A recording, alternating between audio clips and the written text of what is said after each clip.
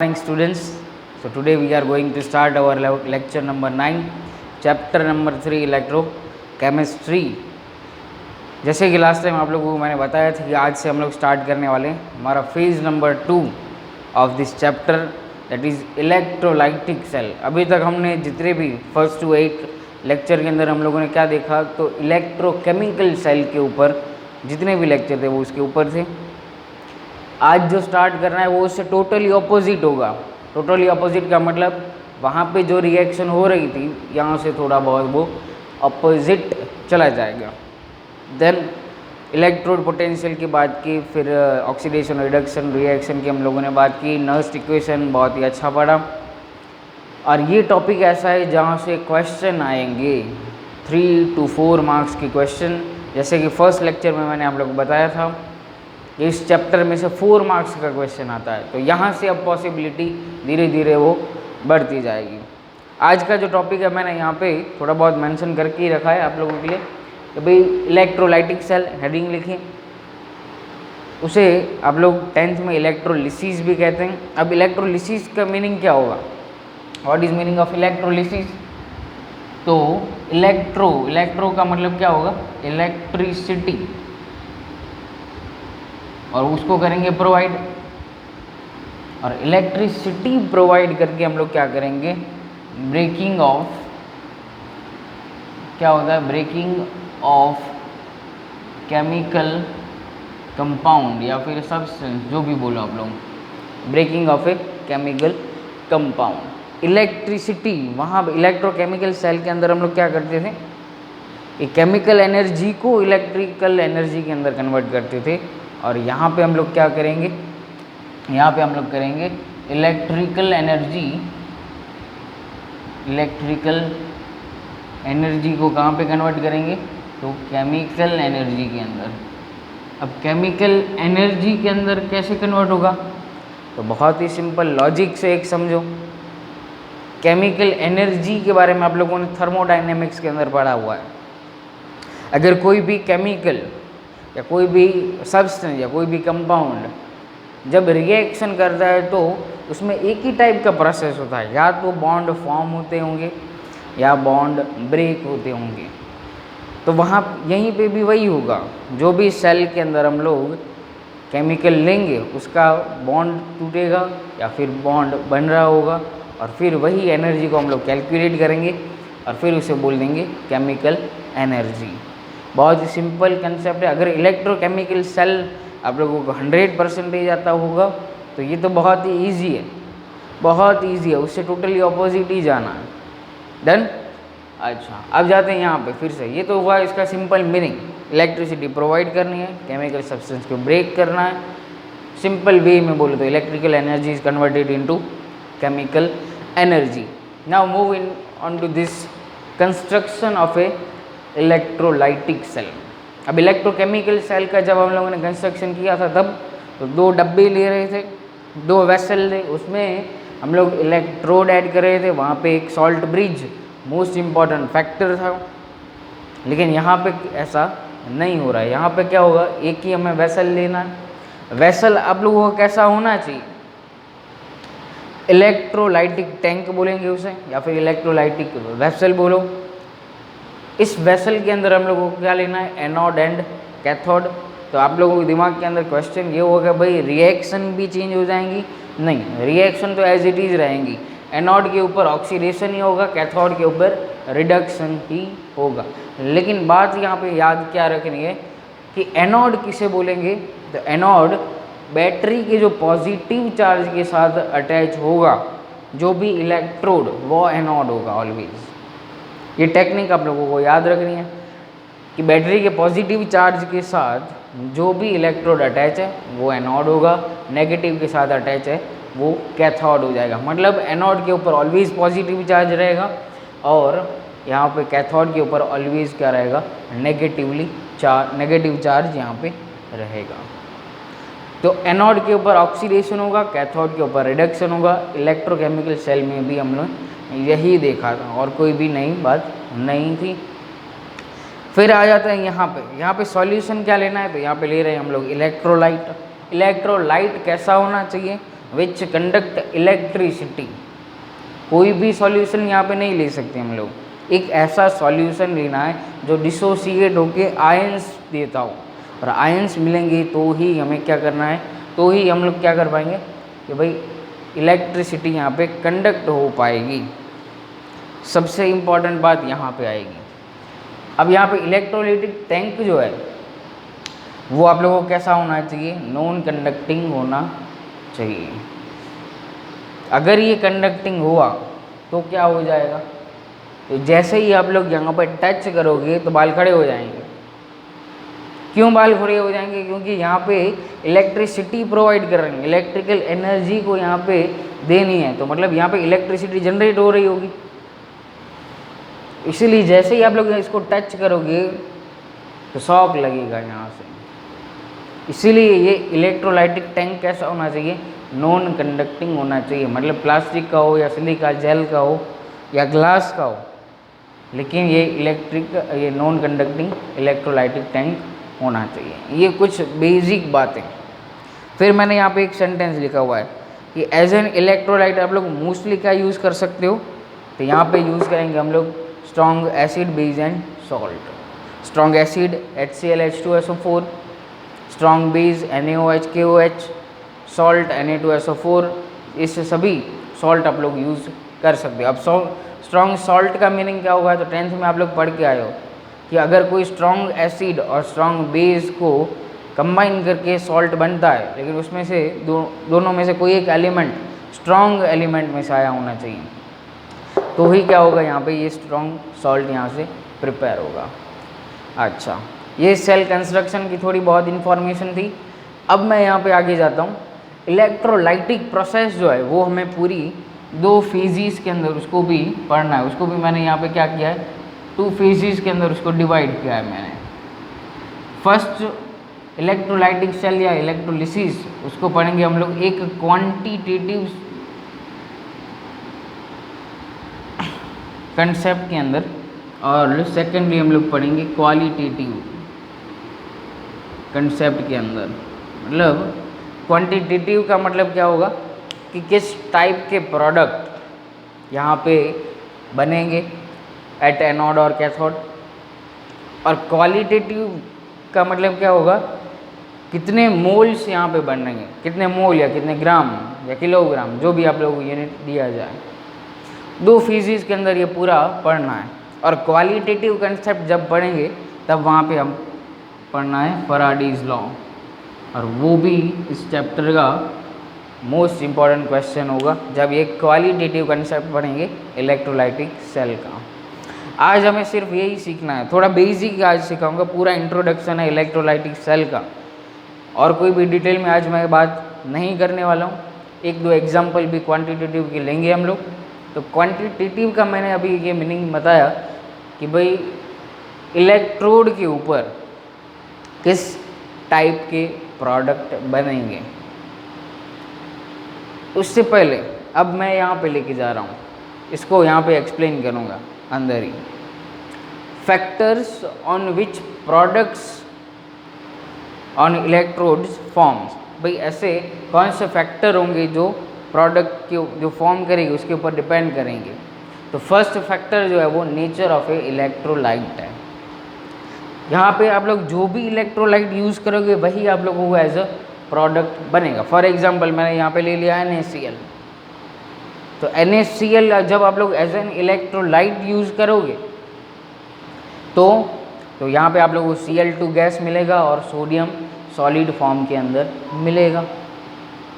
Simple, बहुत ही logic वाली बातें करूँगा तो ध्यान दे के समझना। NaCl यूज़ किया यहाँ पे, तो एनोड और कैथोड के ऊपर देखो, यहाँ पे अगर इसको डिसोसिएट करें, प्योर फॉर्म में लें, तो Cl माइनस कहाँ पे जाएगा, एनोड के ऊपर जाएगा। Cl माइनस नेगेटिवली चार्ज, यहाँ पे पॉजिटिवली चार्ज, तो एनोड के ऊपर Cl2 गैस मिलता है और सोडियम कहाँ पे मिलेगा, कैथोड के ऊपर। लेकिन यहाँ पे दूसरी बात एक और समझने वाली ये है कि आप लोग NaCl सॉल्यूशन है वो 2 मीडियम के अंदर भी आप लोग ले सकते हैं। ये बहुत ही इम्पोर्टेंट फैक्टर है, दो मीडियम, मैंने यहाँ पे लिखा हुआ है मीडियम, चलो यहाँ वहीं पे ही बात कर लेते हैं। अब नेचर ऑफ इलेक्ट्रोलाइट पता चल गया आप लोगों को, जो भी आप लोगों को यहाँ पे इलेक्ट्रोलाइट लिया होगा वो स्ट्रांग होगा, वीक होगा, उस हिसाब से एनोड कैथोड के ऊपर प्रोडक्ट आप लोगों को मिलेंगे। Second factor is medium of A electrolyte, either it is in aqueous और मोल्टन स्टेट में। तो एक्वियस और मोल्टन स्टेट के बीच का जो डिफरेंस है वो भी पता होना चाहिए।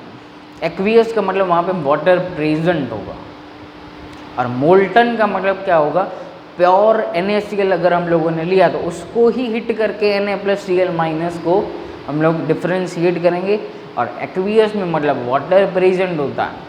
तो वहाँ पे जब हम लोग यहाँ पे aqueous NaCl as an electrolyte लेंगे तो भी कहानी जो होगी वो डिफरेंट हो जाएगी, और मोल्टन स्टेट जब लेंगे तब भी पूरा प्रोसेस जो होगा वो डिफरेंट होगा। एक ही टाइप से दोनों में रिएक्शन नहीं हुआ। अगर एक्वियस NaCl होगी तो डिफरेंट, जब हम लोग पूरे एग्जाम्पल करेंगे तब आप लोग वहाँ से डिटेल में पता चलेगा। एक्वियस लेंगे तो कहानी अलग, मोल्टन लेंगे तो प्रोसेस अलग हो जाएगा। इसीलिए medium of electrolyte is the most important factor.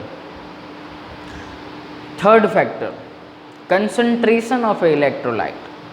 तो कंसंट्रेशन का मतलब क्या होगा, वहाँ पे या तो सॉल्यूशन आप लोगों का डाइल्यूट होगा या तो फिर कंसंट्रेटेड होगा। कंसंट्रेटेड का मतलब क्या होता है, in more amount that particular compound is present in given, यहाँ पर आप लोगों ने सॉल्यूशन बनाया हो तो इन गिवन सॉल्यूशन, याद रखना या तो डाइल्यूट है या वो कंसंट्रेटेड रहने वाला है। और nature of electrode, nature of electrode, ये दोनों इलेक्ट्रोड उनके नेचर के ऊपर भी डिपेंड कर जाता है। तो नेचर ऑफ इलेक्ट्रोड का मतलब क्या होगा, तो दो बातें फिर से, या तो वो एक्टिव इलेक्ट्रोड होंगे या तो फिर इनर्ट इलेक्ट्रोड होंगे। इनर्ट में कौन से, तो platinum and graphite mostly use करते हैं हम लोग, और एक्टिव इलेक्ट्रोड के अंदर कॉपर, जिंक, आयरन, कोई भी एल्यूमिनियम यूज़ कर सकते हैं। देन तो ये नेचर ऑफ इलेक्ट्रोड हुआ। अब मैं यहाँ पे फिर से आ जाता हूँ, यहाँ पे रिएक्शन कैसे लिखेंगे उसके ऊपर। तो सपोज करो कि यहाँ पे हम लोगों ने कोई एक कंपाउंड ले लिया, सपोज करो AC, समर चल रहा है तो AC लेते हैं। AC कोई एक कंपाउंड ऐसा ले लिया हमने, और इसको जब हम लोगों ने डिसोसिएट किया तो हमें मिला A- और C+। तो यहाँ से अगर मान लो A- है और C+ है, मोल्टन स्टेट समझ लो, तो पॉजिटिवली चार्ज कोई भी आयन होगा वो ऑलवेज कहाँ पे जाता है, always move towards the anode, and A- जो होगा वो कहाँ पे चला जाएगा, सॉरी यहाँ पे A- जो होगा वो एनोड की तरफ जाएगा, और C+ जो होगा वो कैथोड की तरफ जाएगा। क्यों, तो कैथोड के ऊपर माइनस चार्ज है, मतलब पॉजिटिवली चार्ज जो भी आयन होगा वो कहाँ पे जाएगा, कैथोड के ऊपर, माइनस नेगेटिवली चार्ज एनायन जो होगा वो कहाँ पे जाएगा, एनोड के ऊपर। डन। तो यहाँ पे एक और बात, अब टेक्निक कैसे याद रखनी है, टेक्निक जैसे हम लोगों ने इलेक्ट्रोकेमिकल सेल के अंदर देखा था लोन, तो लोन, तो यहाँ पे क्या याद रखना है, पाव याद रखना है, पाव, पाव। यहाँ पे क्या हो जाएगा, पॉजिटिव और oxidation, then positive and oxidation हो जाएगा यहाँ से। जैसे इलेक्ट्रोकेमिकल सेल के अंदर था वैसे ही करना है, और कुछ भी डिफरेंस नहीं है। और C+, अब जब यहाँ पे चलो रिएक्शन यहाँ से लिख लेते हैं। अब कैथोड का रिएक्शन लिखते हैं फर्स्ट, कैथोड के ऊपर कौन जाएगा, तो C+, और ये सभी आयंस जो होते हैं उनकी एक टेंडेंसी रहती है वो खुद डिस्चार्ज होना का पसंद करते हैं, तो क्या हो जाएगा यहाँ से, तो C+, तो कोई एक इलेक्ट्रॉन गेन करके क्या होता होगा, वो C के अंदर कन्वर्ट हो जाता है। मतलब देखो डिस्चार्ज का मतलब क्या है, प्योर फॉर्म में वो कन्वर्ट हो जाता है, सिंपल मीनिंग इतना समझो। तो C+ इलेक्ट्रॉन गेन किया, अब इलेक्ट्रॉन गेन किया मतलब कौन सा रिएक्शन हो गया, रिडक्शन रिएक्शन हो गया। चलो एनोड का रिएक्शन, वही एक इलेक्ट्रॉन क्या करेगा, ए माइनस ए, देन क्या हो जाएगा यहाँ पे ए माइनस प्लस इलेक्ट्रॉन, देन ए कहाँ पे कन्वर्ट हुआ, ए माइनस के अंदर इस इलेक्ट्रॉन को गेन कर रहे हैं। बहुत ही सिंपल रिएक्शन है, समझोगे तो बहुत ही इजी रहेंगे। इतना आप लोगों को पता करा, नोट करो यहाँ से, और फिर हम लोग जाते हैं आगे, एक दो एग्जाम्पल करेंगे। अगर मान लो कोई भी एक प्रोडक्ट फॉर्म होता है तो उसको कैसे डिनोट करोगे, सिंपल, बहुत ही सिंपल है। कोई भी आप लोग सेल देखो, अगर मान लो यहाँ पे कोई भी एक एक्टिव इलेक्ट्रोड मेंशन नहीं किया गया है, ये टेक्निक मैं आप लोगों को बता रहा हूँ, यहाँ से कोई भी इलेक्ट्रोड एक्टिव इलेक्ट्रोड को मेंशन नहीं किया गया है तो अज्यूम कर लो कि वहाँ पे प्लेटिनम इलेक्ट्रोड होगा। फिर सेकेंडली आप लोग क्या करो, फर्स्ट आप लोग ट्राई करो ऑलवेज एनोड का रिएक्शन लिखने के लिए। ये दो बातें आप लोग याद रखोगे तो पूरा सेल रिएक्शन कंप्लीट हो जाएगा। देन चलो, तो अब यहाँ से आगे बढ़ते, एक दो एग्जाम्पल हम लोग सॉल्व कर दें। पहले हम लोग जितने भी केसेस जो पढ़ेंगे वो सभी मॉल्टन स्टेट में लेंगे, and then we move on to aqueous solution के ऊपर जाएंगे। तो सबसे पहले हम लोग ले रहे हैं यहाँ से इलेक्ट्रोलिसिस